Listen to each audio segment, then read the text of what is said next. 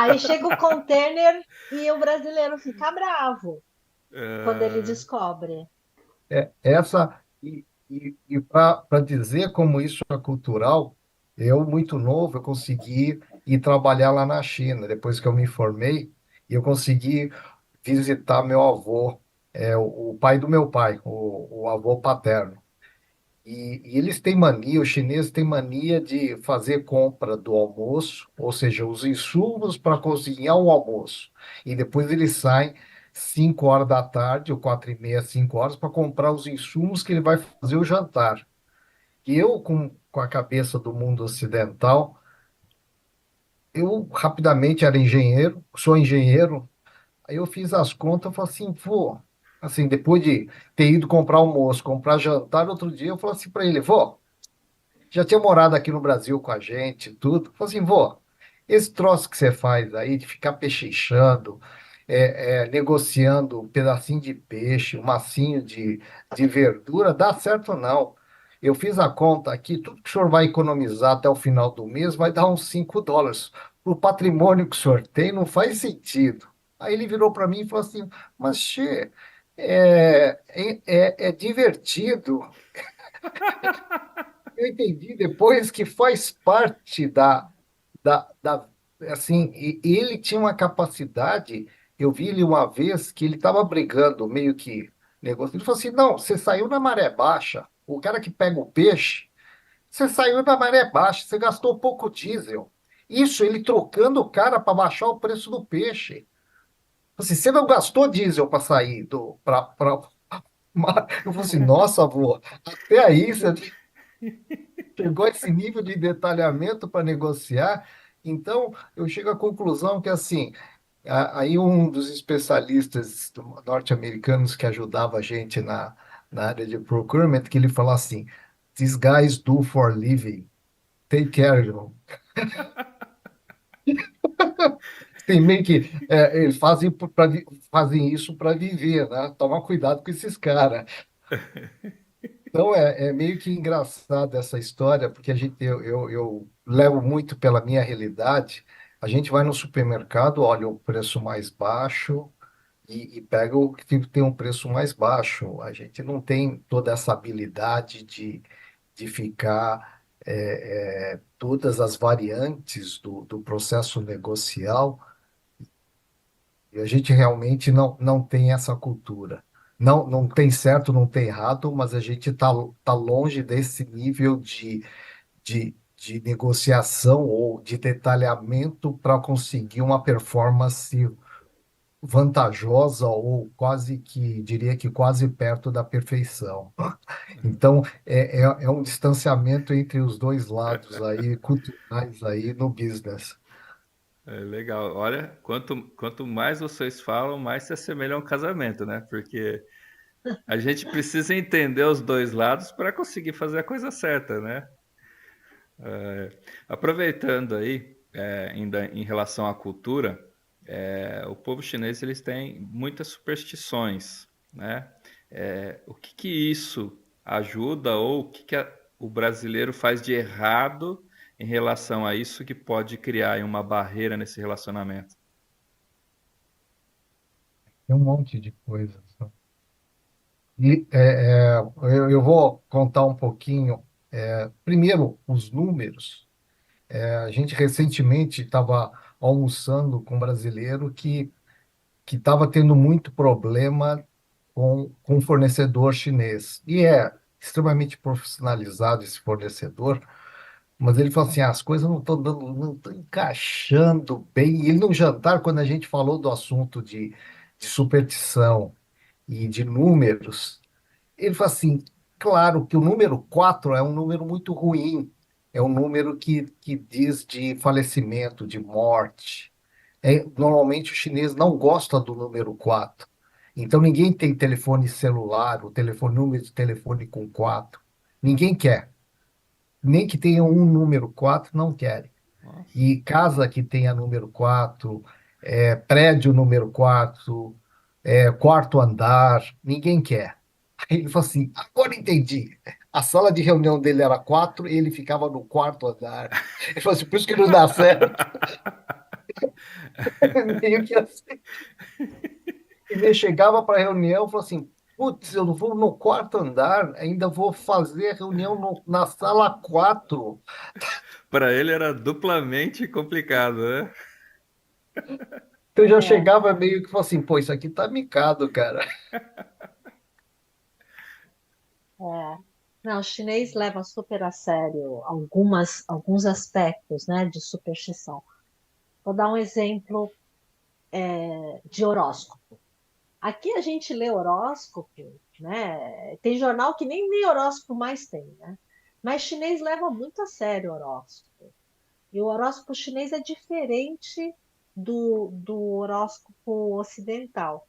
O horóscopo chinês também tem animais, são 12 animais, cada animal é um ano.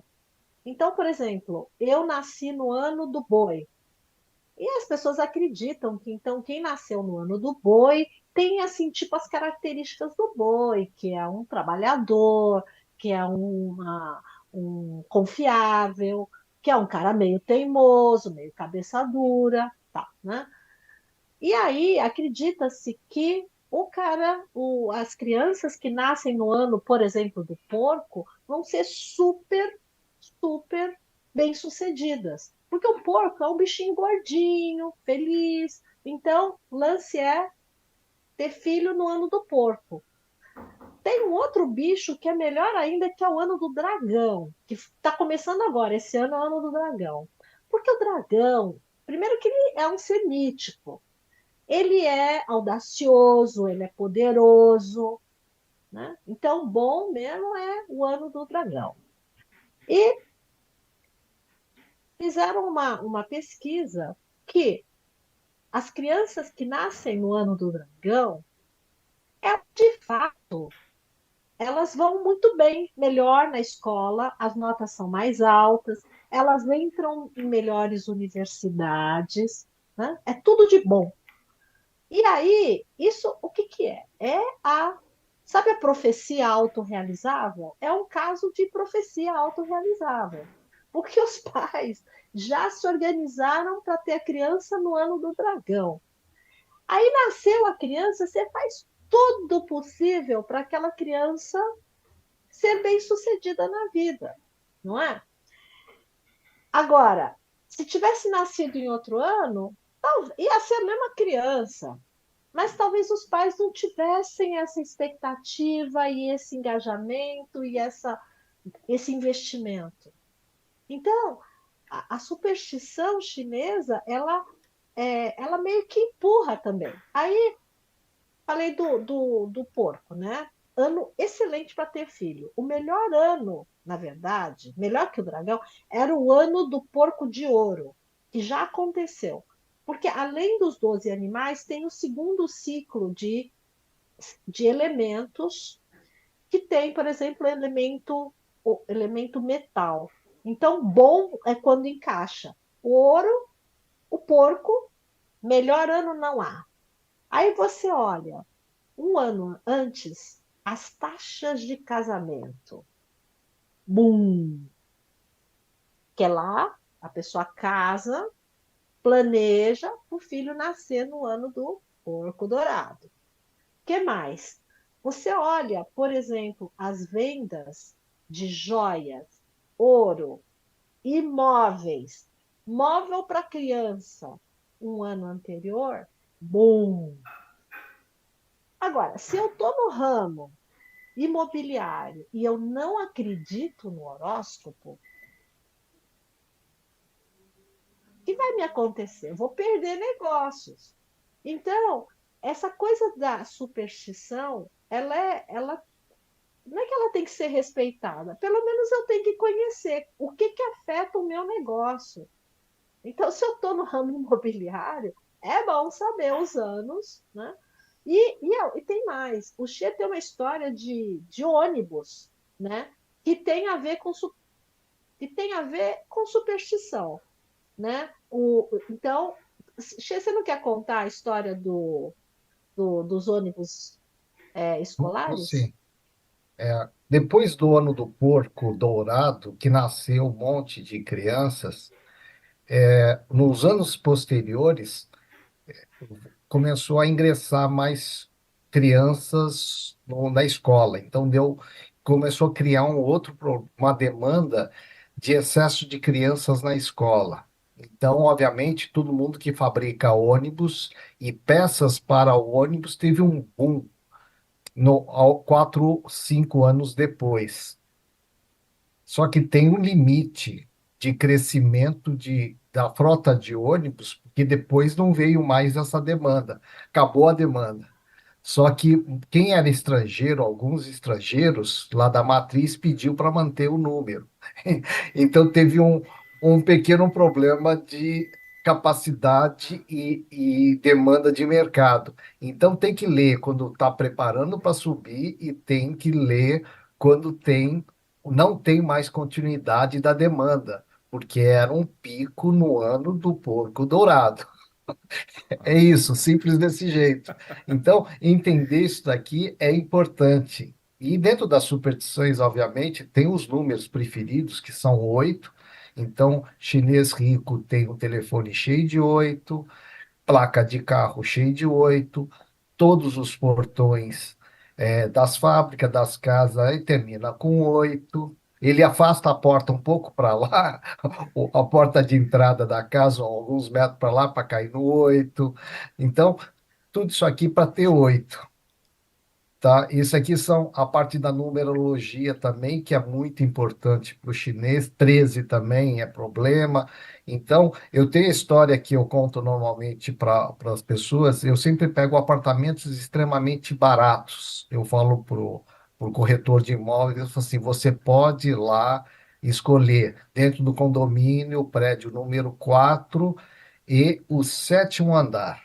Aí como é que chama? Corretor? Corretor de imóveis quase tem um, um, Um ataque. um ataque de alegria, porque é uma unidade que fica fechada e ninguém quer. Porque o sétimo andar, o térreo na China é o primeiro andar. E tem o mezanino, eles não põem o 4. Então, o sétimo andar, na verdade, fisicamente é o quarto andar nosso, é o número 4, tá? Então ninguém quer. No prédio número 4 e o sétimo andar, ninguém quer. Então eu pego bonitinho, normalmente com a mobília totalmente nova, e eu peço mais os adicionais, o preço lá embaixo, ainda peço os adicionais. Falo assim, ó, dá para dar uma melhorada na internet, aquele de super banda larga. Aí ele fala assim, Caramba! ah, claro, eu queria outro forno. Ah, sim, dá também, dá. Dá. E uma Nossa. televisão um pouco maior? Ah, dá sim também, tudo bem, tranquilo. É isso que você, às vezes, entendendo a cultura e não sendo supersticioso, tem suas vantagens. É, legal. Deixa eu fazer uma pergunta para vocês dois. Não precisa falar nome, né? Mas se tem algum exemplo. Em algum momento nessa parceria que vocês estavam ajudando brasileiros a fazer negócio na China, alguma dessas empresas feriu essa questão da superstição chinesa, que o chinês falou, olha, não quero fazer negócio, houve uma barreira e parou a negociação? Tem casos onde é assim, teve assim, eu vou generalizar para não localizar quem é o cliente. É assim, o chapéu verde, capacete verde, é sinal de chifre, é o corno. Então, você chegar lá com toda a boa vontade e dar um boné verde, cara, porque a minha empresa usa verde.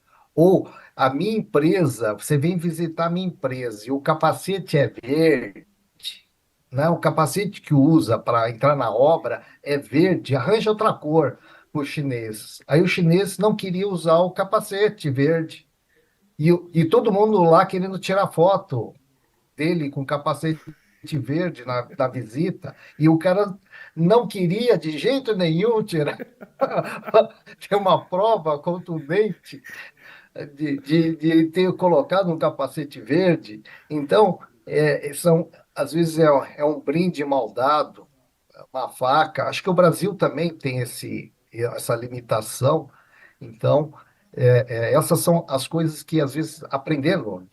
A Ling ensina isso nos treinamentos dela, mas é evitar essas gafes que são simples, que às vezes acontece e provocam um mal-estar lá na hora, porque ele percebe que, às vezes, o brasileiro não se preparou, né? Teve toda a boa vontade do mundo, mas não se preparou para entregar aquele presente ou fazer e não entendeu exatamente o que aconteceu.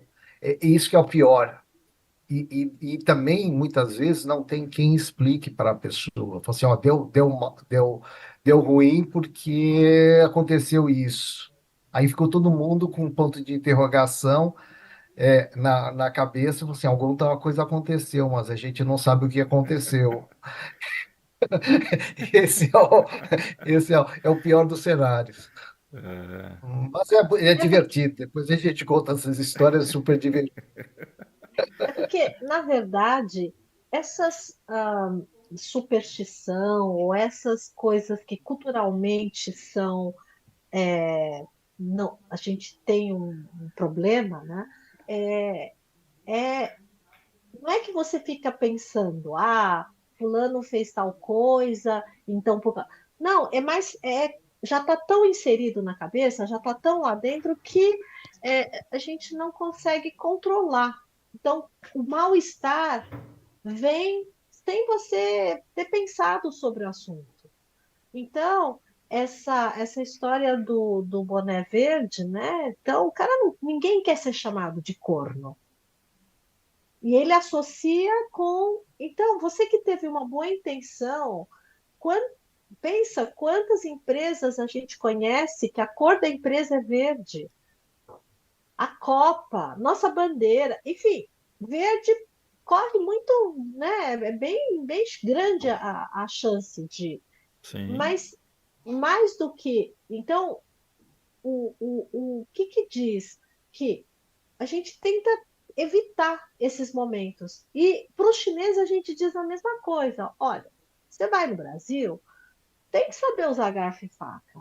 Olha, brasileiro, você vai para a China, tem que saber usar palito, não é? Porque é esquisito. Imagina chegar aqui o Jack Ma, o dono do Alibaba, e ele não é capaz de usar garfo e faca.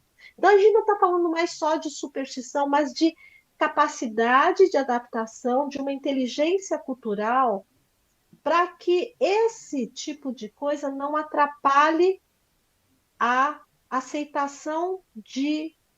Porque aqui a gente conhece e está familiarizado com o modelo americano, com o modelo europeu de fazer negócios.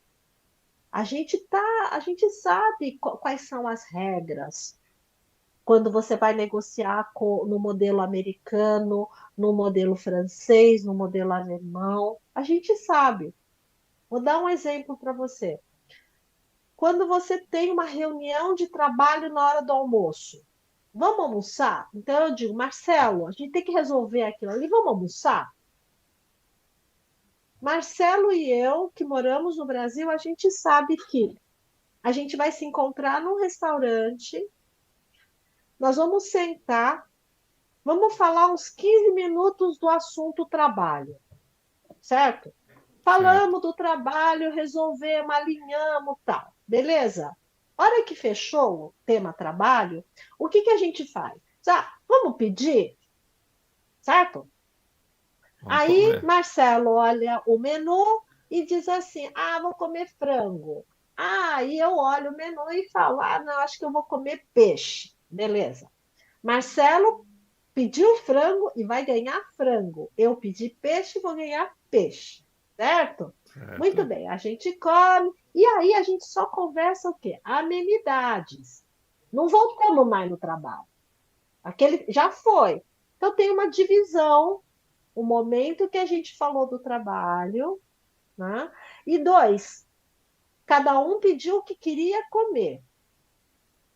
Terminada a refeição, a gente ou divide a conta, ou quem convidou paga. Esta é a regra.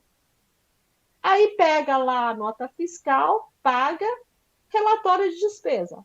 Fim. Não